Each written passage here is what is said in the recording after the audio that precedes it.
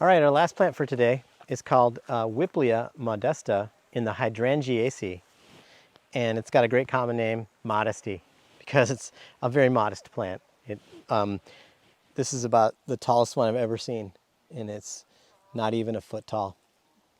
It's a little ground cover guy, and you always find it growing in shade, often in redwood forests here in California, but in other kinds of shady forests as well. And it has these long stems that kind of arch and go back down to the ground. It has opposite leaves. And I'm going to pluck one of these leaves and take a look at them. And you can see it has a really characteristic venation pattern. So it has a mid vein and then these two secondary veins.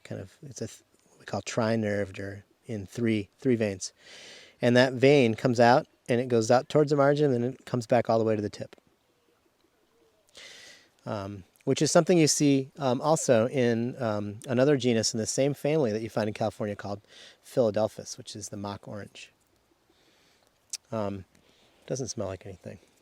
So what could you confuse this with? I suppose you could confuse it with Symphoricarpus mollis, perhaps, but Symphoricarpus mollis doesn't have these elliptical leaves.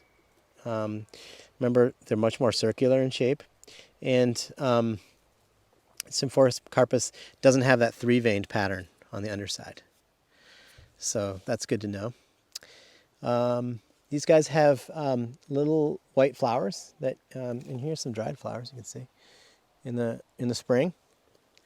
But yeah, it's pretty nondescript. Most of the time you might not notice it, but it's a woody plant. It's a perennial, and it's a fun one to learn here in the shade of some really gigantic redwood trees.